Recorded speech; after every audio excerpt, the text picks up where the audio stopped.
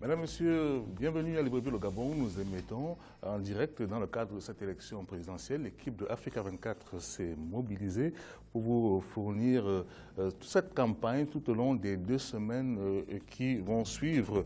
Alors, à 20h30 GMT, donc 21h30 heure locale, vous aurez donc un grand débat qui va opposer les représentants de candidats et les candidats eux-mêmes qui viendront exposer leur plan d'action et leur projet politique pour le Gabon. Mais tout de suite, on va inaugurer une émission intitulée Enjeux. Alors, Enjeux, c'est 45 minutes au cours desquelles on va s'intéresser à un pan de la vie au Gabon. Et ce soir, nous allons parler spécifiquement de la seconde ville du pays, la capitale économique, Port-Gentil. Nous avons 3 invités sur le plateau, je vous les présente dans 1 minute. On commence par M. Arnold Calixte Ngandi Alandi. Il est administrateur et directeur général de la Société nationale des hydrocarbures du Gabon, qui est commercialement appelée Gabon Oil Company. C'est bien ça? Oui, c'est bien ça. Bonjour. Merci d'être venu. Juste en face de vous, nous avons M. Venceslas Mambundu. Il est politologue, titulaire d'une thèse de doctorat en sciences politiques et chercheur à l'Institut de recherche en sciences humaines, spécialisé dans les questions démocratie, démocratisation, élections et sociologie électorale. Bienvenue sur le plateau. Merci. Et enfin, nous avons M. Louis-Claude Mouzéoud, voilà. Il ne faut pas que j'écorche votre nom. Vous êtes journaliste, ancien directeur de rédaction et programme à Africa numéro 1. Vous allez souvent nous accompagner tout au long de ces 10 jours d'émission consacrés aux enjeux du Gabon. Merci d'être venu. Bonsoir. Alors, on va donc parler de Port-Gentil, qui est la principale ville économique du Gabon. Elle a longtemps tiré la croissance du pays grâce à l'exploitation pétrolière. Mais avec la chute du cours du baril, la ville fait face à de nombreuses difficultés depuis environ 2 ans. Et elle se traduit par la fermeture des entreprises, la mise en chômage technique ou le licenciement d'employés. Alors, il y a eu un vaste plan de réhabilitation, de restructuration qui a été mis en place. Il y a eu la construction de grandes infrastructures, notamment des stades, par exemple, ou des routes. On va voir avec Gaël Onana ce qui se passe actuellement à Port-Gentil. Alors que Libreville concentre le siège de toutes les administrations et des services, grâce à son activité pétrolière et à l'industrie du bois, Port-Gentil, la capitale économique du pays, permet de produire près de 75% de la richesse nationale. Avec une population évaluée à près de 150 000 habitants, la ville n'emploie que 7% de la main-d'œuvre nationale, selon l'enquête gabonaise de suivi et d'éducation de la pauvreté de 2005. Comme principale cause, son enclavement qui ne la rend accessible que par voie maritime ou aérienne. Pour remédier à cela, des travaux d'infrastructure routière ont été entamés. La route prévue partira de la capitale de la province de Logoué-Maritime Port-Gentil et longera la côte atlantique vers le sud jusqu'à Omboué. La longueur du nouveau tronçon est d'environ 90 km et celle de l'embranchement à Omboué de 2,7 km. La ville de Port-Gentil a bénéficié du dynamisme de l'activité pétrolière.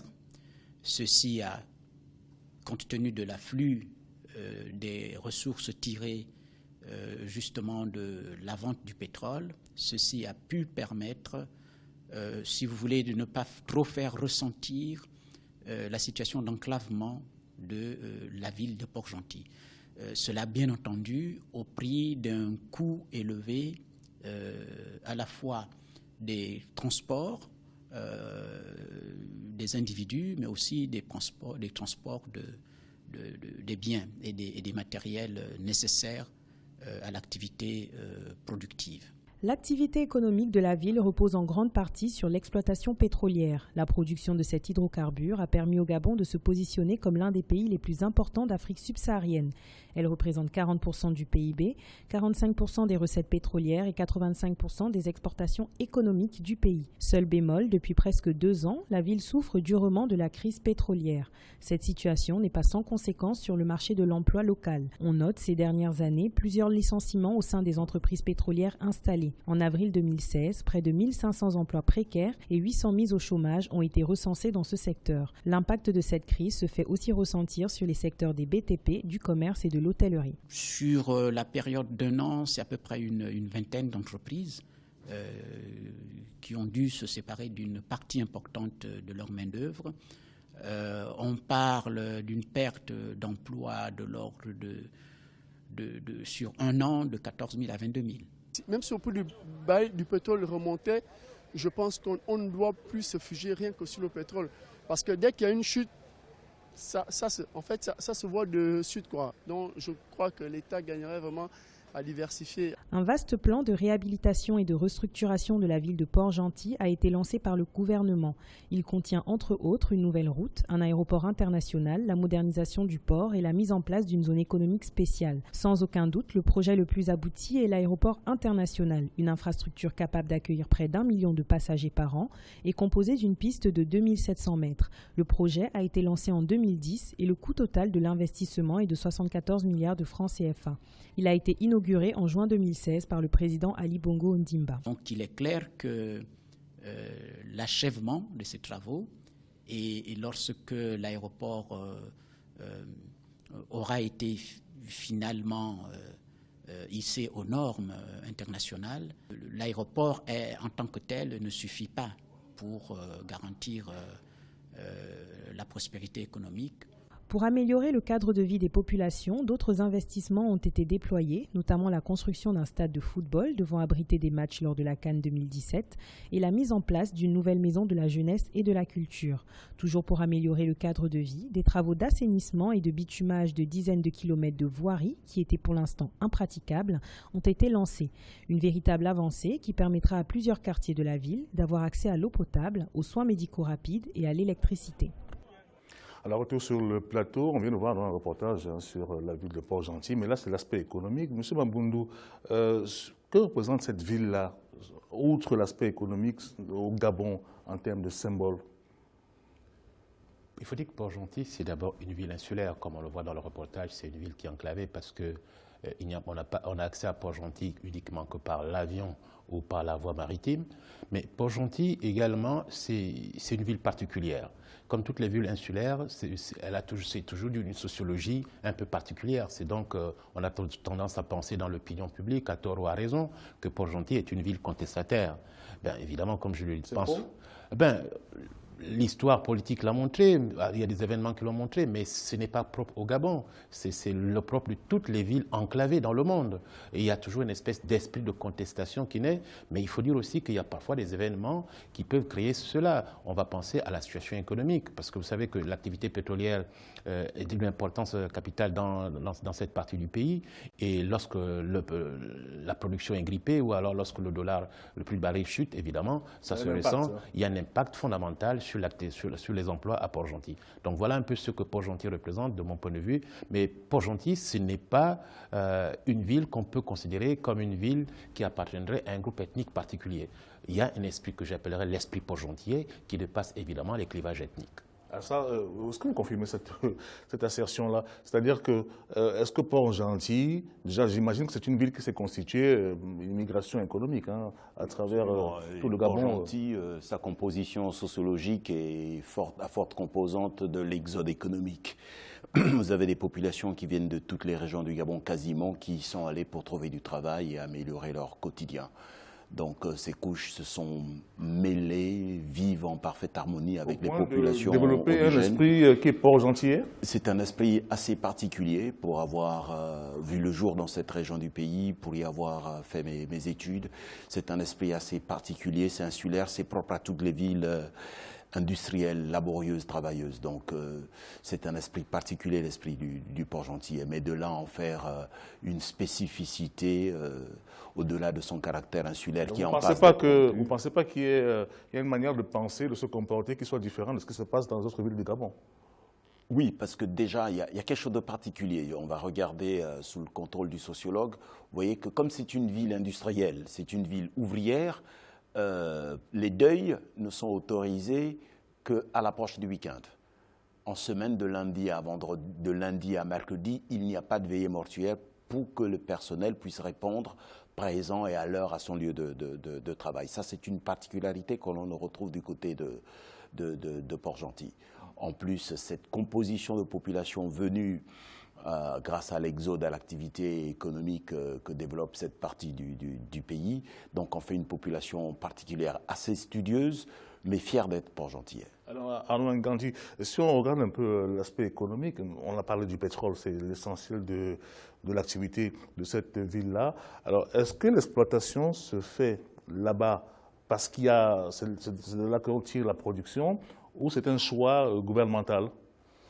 Non, je pense que la situation de Port-Gentil est tout d'abord historique. C'est d'abord dans cette zone que les premières découvertes de champs pétroliers onshore, avec le champ d'Ozuri, qui incidemment a le même nom que le pont que nous sommes qui est en train d'être construit.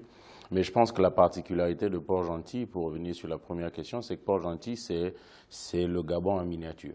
C'est le Gabon en miniature, tant dans sa composante ethnique, on retrouve des Gabonais de tous bords, de toutes les provinces, mais également dans sa tendance économique. Port-Gentil est, à l'image du Gabon, une ville qui a prospéré grâce au pétrole et qui aujourd'hui fait face à la crise pétrolière et doit se renouveler, doit s'adapter à la crise, doit diversifier son économie pour pouvoir faire face à cette crise au même titre que le Gabon en tant que pays. Alors, professeur Maboundo, comment on peut expliquer que 56 ans après, et c'est très symbolique parce que ce 17 août, ça va être la célébration de la fête nationale du Gabon, 56 ans après, on parle quand même d'une ville qui reste enclavée. Il n'y a pas de route qui dessert Port-Gentil, qui la lie au reste du Gabon. C'est un paradoxe, non? Oui, on peut dire que c'est un paradoxe, mais c'est aussi des erreurs que nous avons commises en tant que société. Et ça, il faut dire que pendant longtemps, lorsque le pétrole a été assez au plus haut niveau, lorsque la production était au rendez-vous, il y a des choses que nous avons oublié de faire, parce que nous étions capables de les supporter financièrement. Mais je pense qu'aujourd'hui, avec ce qui se fait, il y a une tendance à corriger le passé. Il y a un projet qui est mis en place par le gouvernement actuel, qui est donc de relier Port-Gentil par la route, donc en atteignant Omboué dans un premier temps et ensuite le reste du continent. Donc je pense que cela devrait jouer énormément sur le développement de Port-Gentil. Il y a l'aéroport qui vient d'être inauguré, qui met cet aéroport aux normes internationales, donc ça devait favoriser l'ouverture et surtout la mobilité des personnes et des biens entre Port-Gentil et le reste du continent. Tout à l'heure, justement, on parlait de cet esprit qui était particulier à Port-Gentil. Il y a l'enclavement dont qu'on vient d'évoquer tout de suite. Je me suis renseigné. Hein, alors, le prix du billet d'avion, quand même, c'est environ 150 000 francs. D'après ce qu'on m'a dit, aller-retour. En aller-retour. En aller-retour. Et le bateau, il faudrait 4 à 5 heures pour relier Libreville, par exemple, à Port-Gentil. C'est bien ça, Lucas? Selon le type d'embarcation par voie maritime, on peut y passer même 8 à 10 heures. Souvent, c'est des compagnies privées. L'État a mis en route sa compagnie de navigation qui vient d'accueillir d'ailleurs une nouvelle embarcation pour allier cette ville-là. Mais la moyenne, c'est entre 4 et 5 heures par voie maritime. Tout ça veut dire qu'à Arnold, il faudrait avoir de l'argent pour pouvoir vivre à Port-Gentil ou se déplacer. Ce n'est pas évident. Comme disait M. Mambundu il y a quelques instants, les erreurs qui ont été commises viennent de ce fait que la ville ayant été très prospère, certaines dépenses qui aujourd'hui peuvent paraître exagérées étaient supportables par tant les populations que les compagnies lorsqu'il s'agissait soit d'affréter des avions pour transférer du matériel ou bien lorsque les gens devaient aller et venir. Et vous avez toujours la question d'offre et de la demande. Lorsque vous êtes 60 000 dans Port-Gentil à essayer de rallier Libreville ou le reste du pays le week-end, il est évident que les compagnies aériennes s'en donnent à cœur joie pour fixer des prix qui répondent à la limitation d'offres à laquelle nous faisons face lorsque nous sommes à Port-Gentil. Oui.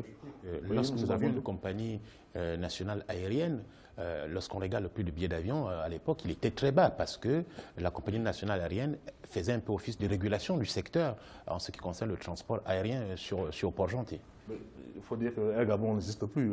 Oui, donc forcément ça a flambé, comme il le disait, c'est la loi de l'offre, c'est le marché qui s'autorégule, c'est une ville où les revenus étaient assez élevés, donc où les gens pouvaient se permettre. Mais aujourd'hui, avec la crise, on commence à ressentir que c'est difficile. Les consommateurs commencent à en souffrir. Heureusement qu'il y a la route, hein, comme vous dites Arnaud, la route qui est en train doit arriver d'être construite. Alors on va se retrouver dans quelques minutes, le temps de faire une petite pause.